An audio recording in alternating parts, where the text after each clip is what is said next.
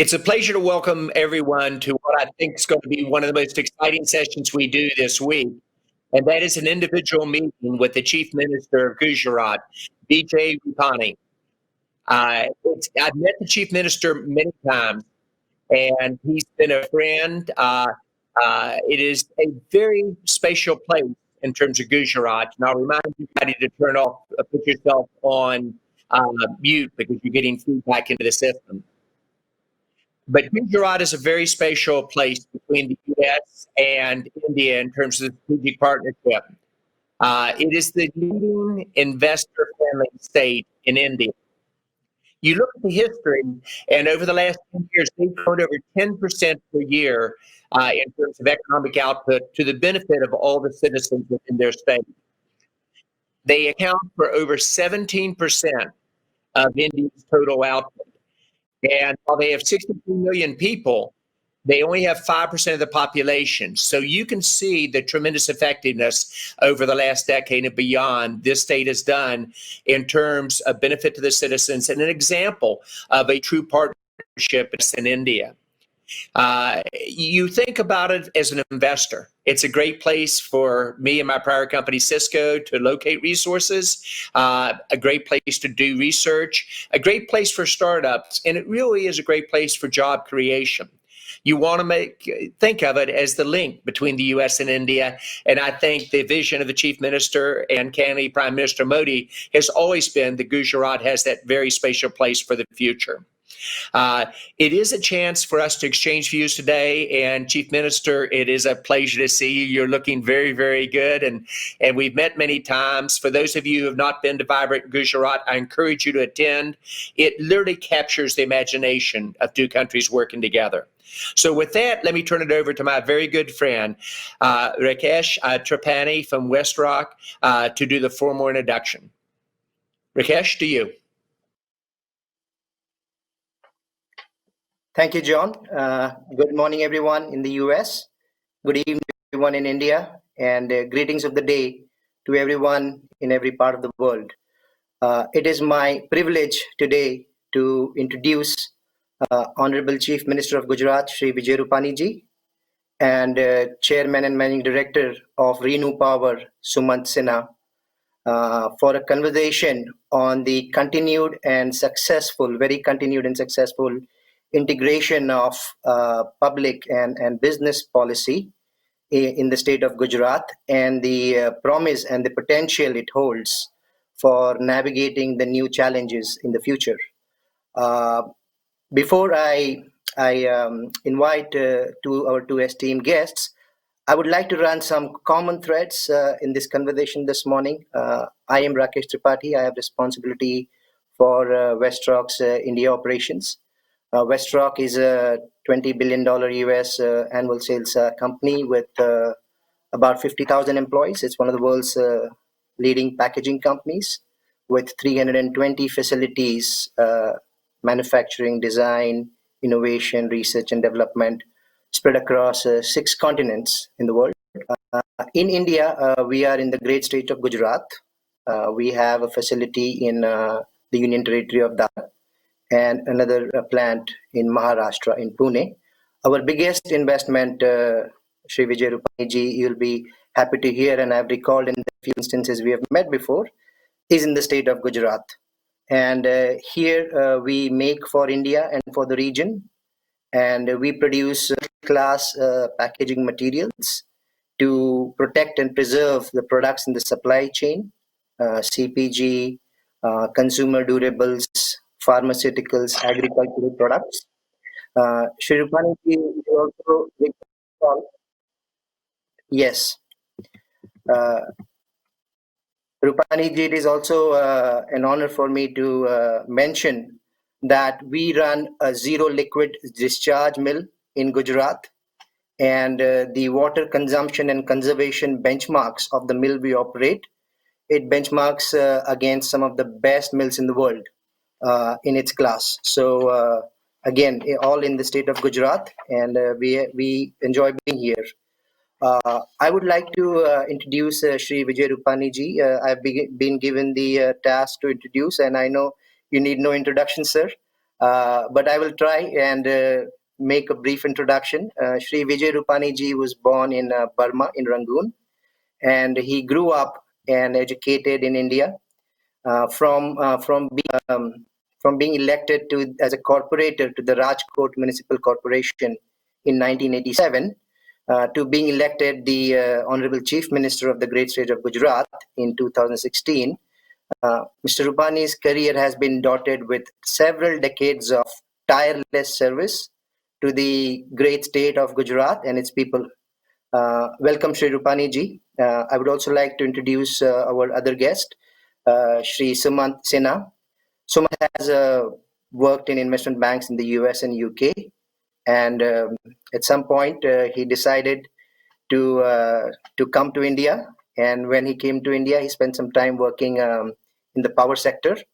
And the common thread here again is Sumant started his entrepreneurial journey with a small 25 megawatt wind-based power plant in the state of Gujarat in 2011, in January of 2011. From then to now, Sumant has grown the company to be India's largest renewable energy company. Sumant, congratulations. And with about 8,000 plus megawatts in commissioned and installed capacity of clean energy. Without further ado, I welcome our two esteemed guests for the conversation. Welcome again. Thank you.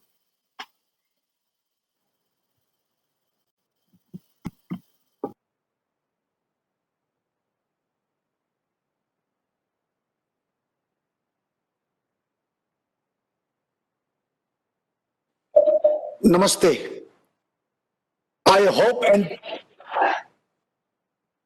and pray that you and your loved ones are safe and strong in the current pandemic times.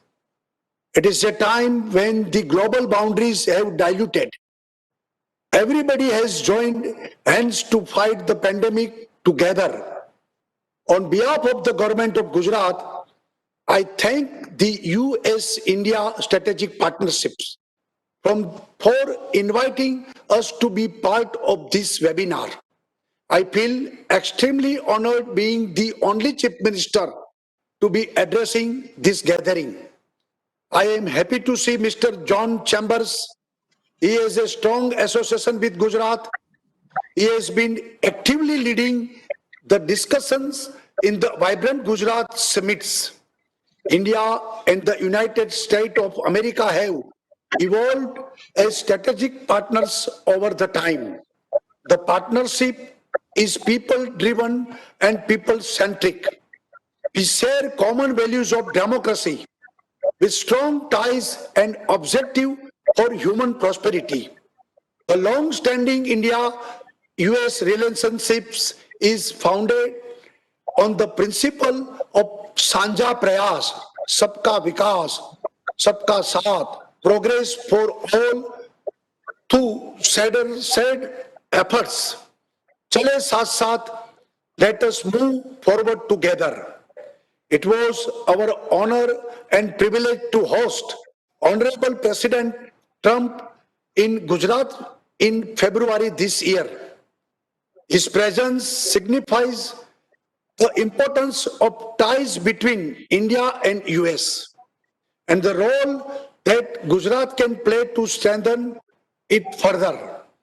Gujarat-US ties have grown stronger over the years and investment have also gone up significantly. Gujarat contribute to the supply of hydroxychloroquine to US as a gesture that we are one and borders don't exist between us. Today, Gujarat is home to more than 100 US companies and likewise several Gujarat-based companies have set up their manufacturing unit in US. This is testimony of our growing mutual trust and confidence. Gujarat today is one of the most industrialized states in India. Even during this pandemic, the industrial sector in Gujarat played a critical role. They supported the government through manufacturing of essential commodities and providing healthcare infrastructure. In India, the business units involved in manufacturing essential commodities like PPE kits, sanitizers, etc. As things is, Gujarat government monitored working of industrial unit in the state of ensured their continuous operation. We ensure free movement of goods and people. We also established a 24 by 7 helpline to support the business. We also took several measures to ensure that the entire supply chain and ancillary support services of these commodities is open. For example, transport, packaging, etc. This support ensured sustenance of these industries and kept the economic floating. We also released a detailed guideline for phase opening of other non-essential units, such as textile, diamond, etc. for 20th April. This helped in managing business in the new normal. It is remarkable to see that the industry started consuming 80% to 90% of pre-COVID levels of power and natural gas demand within just 8 days of operations. I am happy to share that on 29th August 2020, our power consumption was 5% more than it consumed last year at the same time. This clearly shows that the economy has rebounded and is steadily back on the growth curve. We are now looking forward with a stronger vision with an army of skilled workforce backed by focused policy. And as a step towards a stronger Gujarat and the industries 4.0, we recently launched our Industry Policy 2020. Gujarat is the first Indian state to have taken the historic step of delinking incentives from GST regime. This will also help in further improving ease of doing business in the state. Through this policy, we have also introduced the provision of offering government land on lease to the industries for 50 years. The land can be transferred or mortgaged as required by the industries. This will reduce the initial capital cost drastically.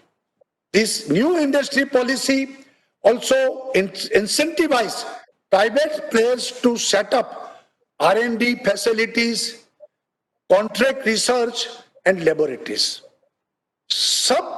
Substantial support is provided in developing common environment and other infrastructure.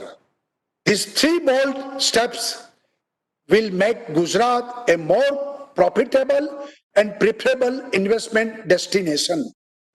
And in this new future, we believe that US is our natural strategic partner. An avenue for collaboration is life sciences. America is known for its technology and expertise in life sciences. Gujarat is the pharmaceutical hub in India. We are determined to contribute more in the global value chain in the pharmaceutical sector. We are setting up a bulk drug park in Bharuch, which is nearly 210 miles from Mumbai. We are also setting a medical device park in Rajkot district with a strong connectivity from Delhi. These two parks will provide a robust common infrastructure facility to the pharmaceutical sector. At this forum, I am inviting American companies to be part of this vision. Gujarat will offer special incentives to such company planning to relocate from other countries on a case-to-case basis. Gujarat also presents great opportunity to US companies seeking to partner with Indian companies to produce API in India. Another key area is financial services. We have established the Gujarat International Finance Tech City, GIFT City. It is located around 7 miles from Ahmedabad International Airport. It is India's first operational smart city and international financial services center. It is a unique position to offer a world-class infrastructure for onshoring financial services. More than 200 companies are housed in GIFT City, employing over 10,000 people. It is here that Bank of America recently operationalized its Global Business Service Center. Friends, we are talk of is of business and fast governance. I am happy to share that Bank of America got all approval in a matter of just 7 minutes through our single window portal. Additionally, companies like MasterCard plan to support small companies in India go digitally and make access to credit easier, especially for women entrepreneurs. MasterCard already has active operation in the city of Vadodara in Gujarat. I invite this company to partner with us. Gujarat has over 3.5 million MSME, a given ready market to you. As I said earlier, Mr. John is a good old friend of Gujarat. In 2016, Cisco invested in Gujarat and helped implement several technology solutions. Since then, Cisco has been constant partner of Gujarat.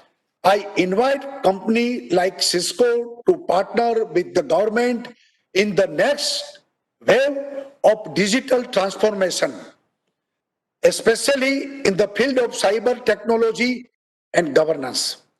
We also want to adapt technology to support the social sector. For example, provide improved market access to the artisans in our tribal areas in digital education, etc. We have the reach, and American company have the expertise. We are eager to work together. Gujarat also houses the iconic Ford Motor. The company invests $1 billion in 2015.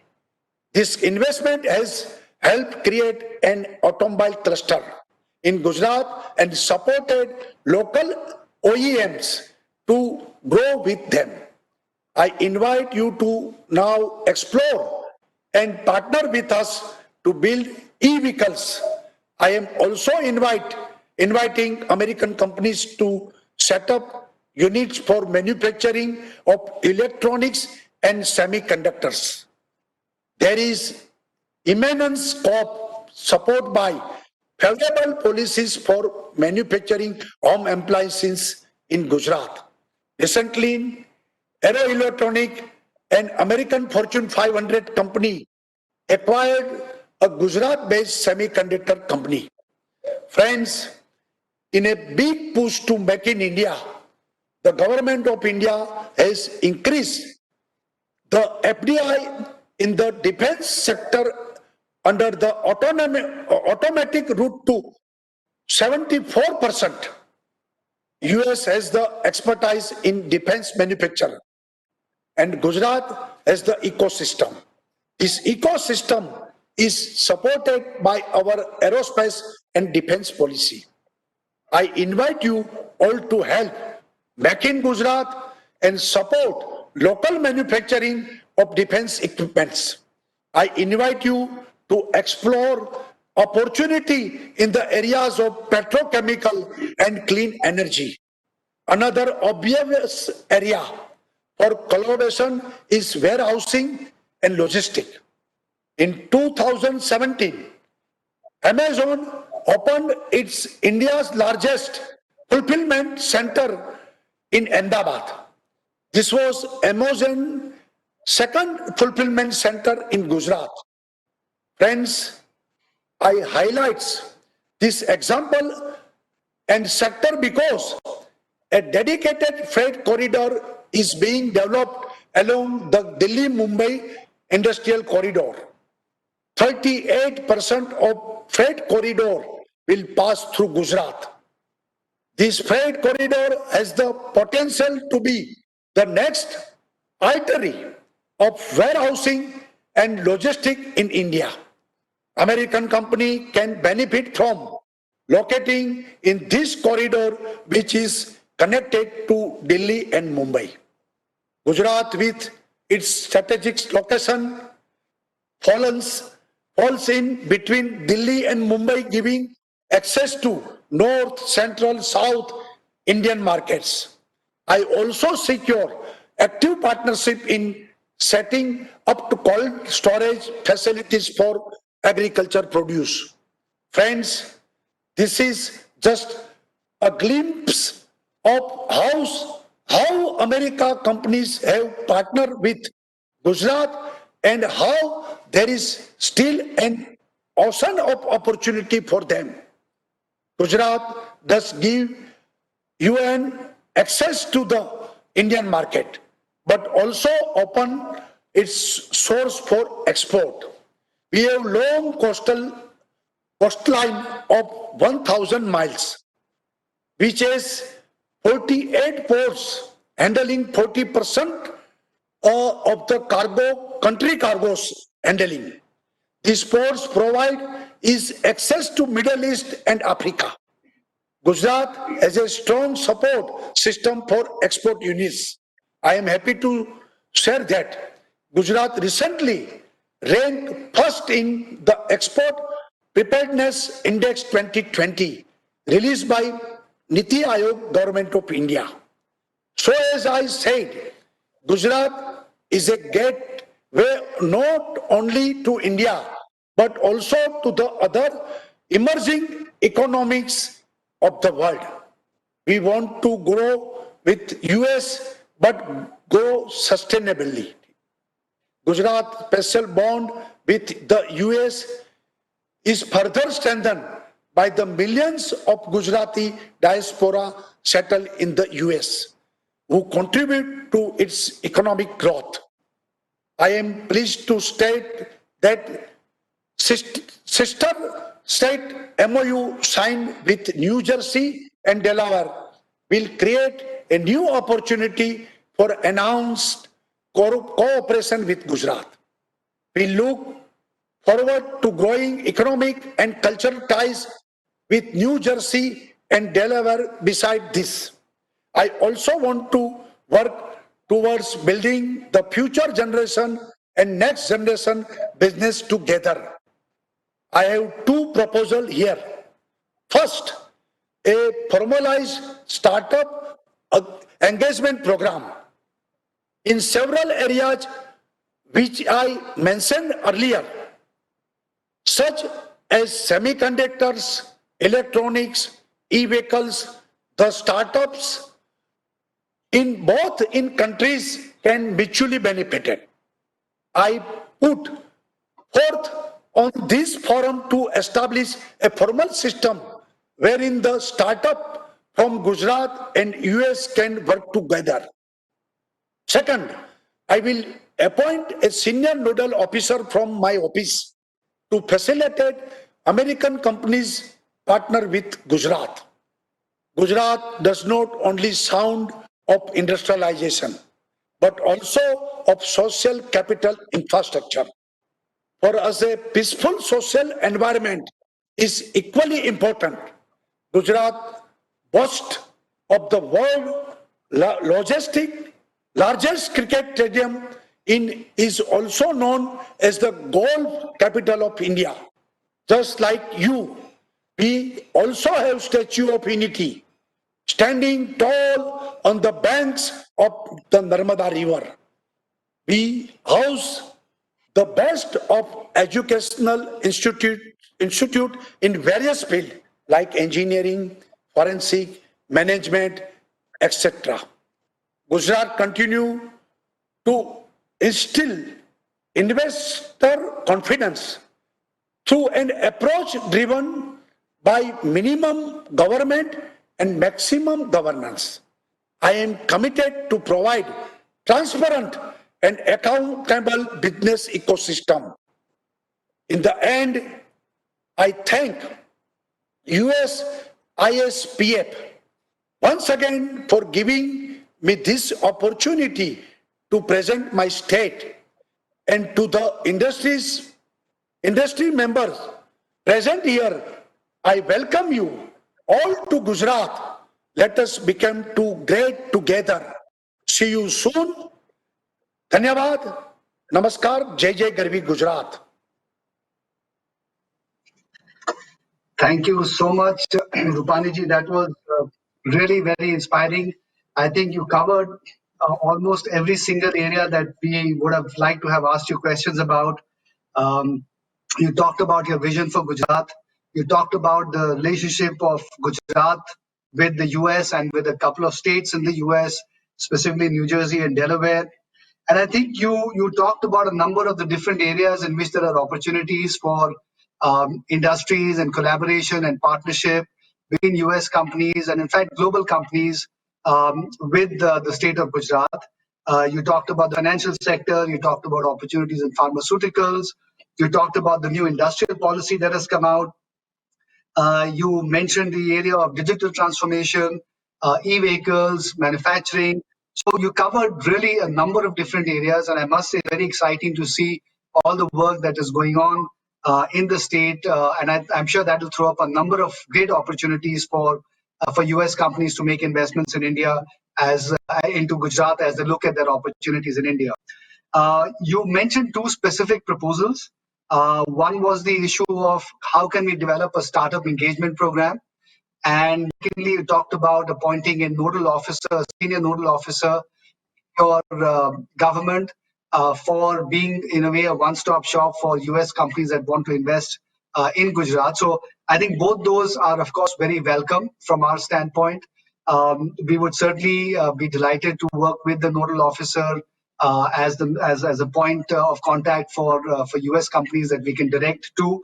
And on the startup engagement program, in the number of different areas that you talked about, certainly that is of interest to a number of folks our end, and certainly I know to John as well, because startups are an area very close to his heart. So those are both very, very positive, very, very useful suggestions. And we thank you for it, certainly. So there are a couple of questions that I thought I might put to you, if that is okay. First of all, of course, the Honorable Prime Minister has come out with a new policy of the Government of India, which is Atmanirbhar Bharat. And I just wanted to get your sense of how, in all the things that you talked about, how you think that the state of Gujarat is thinking about making its own contribution to that overall vision at the national level. How is Gujarat thinking about becoming Atmanirbhar Gujarat in a sense? What would be your thoughts and views on that, sir? Reply given by my Industrial Secretary, Mr. Manoj Das. Namaste. Gujarat has been getting very good investment under dynamic leadership of Honorable Chief Minister. Last year, we had 240% growth in foreign direct investment, and half of the investment that country got came to Gujarat last year. Gujarat has been the growth engine of India, and we always work very closely with the government of India. And we are wedded to the concept of Atmanirbhar Bharat. It's our commitment to see that Gujarat leads from the front. And for this purpose, recently in the new industrial policy, we have identified certain thrust areas. These thrust areas are of two types. One where we already have good presence, our strength lies there. And second, sunrise sector, where we can have, where there are more potentials. Our aim is to have world-class infrastructure. We are working for that. Enhanced competitiveness, lower power cost, skilling programs, innovation-driven ecosystem backed by R&D. We are really working very hard to see that Atmanirbhar Bharat is led by Atmanirbhar Gujarat. Thank you. Thank you very much, sir. So another question. My name is Kailash Nathan. I'm the Chief Principal Secretary of the Honorable Chief Minister. I would only like to add that, first of all, Gujarati businessmen are the best entrepreneurs. And in many of the fields, we have created the concept of Atmanirbhar Bharat. For example, we have one of the biggest greenfield refineries in the whole world, petroleum refinery, at one single location. And today we have, the Honorable Chief Minister has just embarked on a very prestigious and ambitious project of renewable energy. We have already 10,000 megawatts of wind and solar energy already in place. And only last week he decided to have another 28,000 megawatts of not only solar, wind, but also hybrid. In short, Gujarat would be working for 50,000 megawatts based on solar energy. Now, this is, we are being self-sufficient in renewable energy by ourselves. This is the kind of initiative the state can take. We're only looking for banking of power. We need technologies for banking of power, so that 24 hours we will be able to shift to the power produced from renewable sources. Sir, thank you very much, Mr. Nathan. Of course, renewable energy is an area close to my heart. We ourselves have an investment of about 1,300 megawatts in the state of Gujarat, and of course, we'd love to invest more. Sir, just to pick up on the question on the issue that you raised about renewable energy, is all of this expansion being planned currently in the area of Khavda, or are you looking at some new wind projects coming up in other parts of the state as well? Because as you know, there are some issues about getting land in some of the other parts of Gujarat. So as you think about your overall renewable energy strategy, are you looking at it only in barren areas of, let's say, Western Gujarat, or are you looking at it more broadly across different parts of the state? And the reason I ask that is because Gujarat is one of the very few states in India, perhaps really one of two, that has both good wind and solar potential.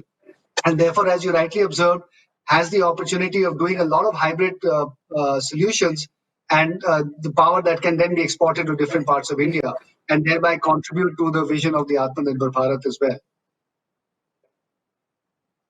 No, as I said just now, 28,000 megawatts is placed only in Khavda, one single in the Kutch district. Now, we'll be opening up the sector further, actually. In fact, it's a vision of the Honorable Chief Minister that the power cost for the industry should become 50% of the present rates. Now, this is possible only if you switch over to the renewable energy.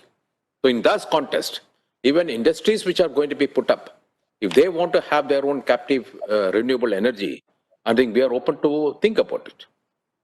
And further, we also having in Dhureda, 5,000 megawatt in Dhureda, and in Banaskantha also, in Patan also we are going for that. In Jamnagar also. So there are a number of areas we have gone ahead. Of course, as rightly said, there is a major project in Kutch. Okay. Thank you so much, sir. So one other question I have is that given the number of industries that are already there in the state and the very significant expansion plans that you have and the encouragement that you're giving to industry, clearly a lot of new plants will be coming up in the state. Can you share with us a little bit what you're doing on the social sector side to train more young people to be able to pick up jobs?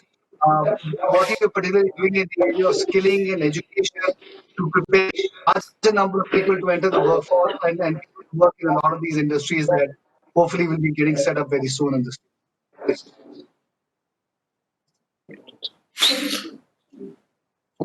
The skill development, as is mentioned, is going to be a very important part of our vision for further faster industrialization of Gujarat.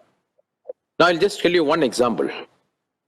Many of the automobile companies which came up, when they start the company, even they come out with the intention of starting the company, we start training the skilled laborers, skilled workers necessary for those factories 2 years in advance. So when the company comes into the factory comes into the manufacturing stage, they already got skilled manpower which is needed for that particular industry. And over the last 15 years, we have increased our technical schools and colleges in a big way. ITIs, engineering colleges, management schools.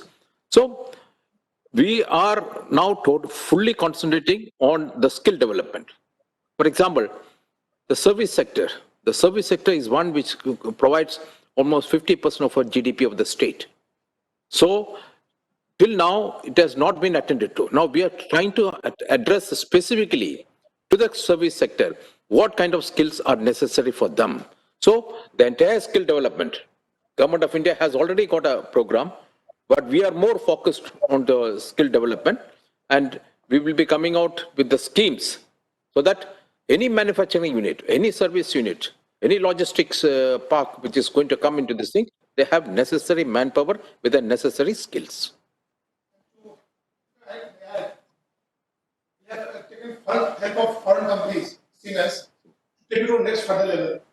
Japan government has joined us to have a Japan-India joint training center. Germany. Germany also have got collaboration. And Tata have now started. They're going to start a very modern skilling center. We are doing skill mapping all the time. We are trying, as Bradley pointed out, we are coming up with the program in advance. We see what is the requirement and train the people effectively to our ideas. Thank you, sir. Thank you very much. So one last question from our side. You talked about the fact that Gujarat is not just a gateway to India, but it is also a gateway to the Middle East, and it's also a gateway to Africa.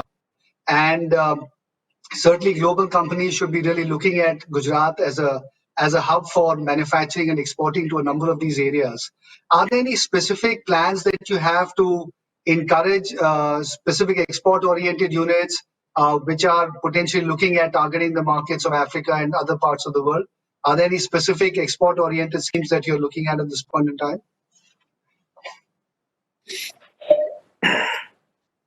See, as Honorable Chief Minister mentioned in his address, we are lucky to have about 1,000 miles of coastline, which almost constitutes 25% of India's total coastline. And we we ensure that we got 40% of India's import rates goes through the ports in these 1,000 miles. The basic advantage is that the geographical location of Gujarat.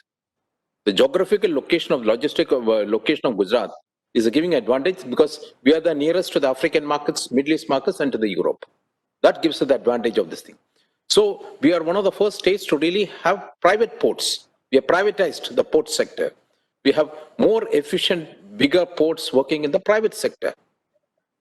And along with that, with the help of the Government of India and our own efforts, we believe in the proper connectivity, whether in terms of roads or in the terms of railways.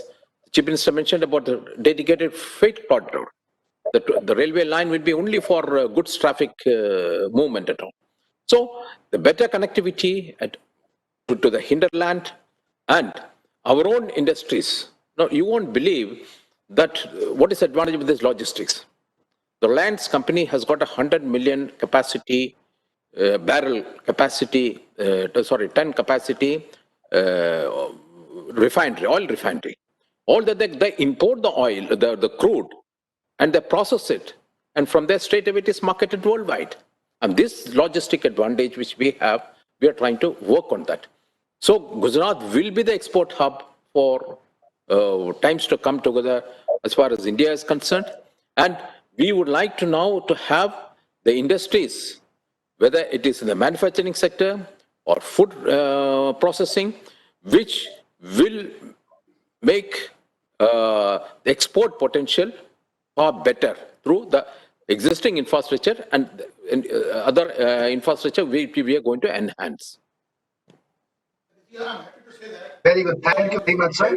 May I hand it over to Mr. Mukesh Aghi for giving the vote of thanks?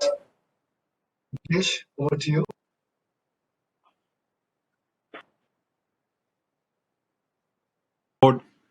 Thank you very much for taking time. As you are the only chief minister of a state addressing this week's event, and then followed by Prime Minister Modi's giving his keynote later today or this evening India time. Gujarat has been one of the best states to work with from a US company perspective. You have improved ease of doing business there. And also, I would say you have improved ease of living for citizens also. So I thank you for your time and your team itself. And we look forward to hosting you once things settle down in Washington, D.C. in the near future. Thank you, and you have a good evening.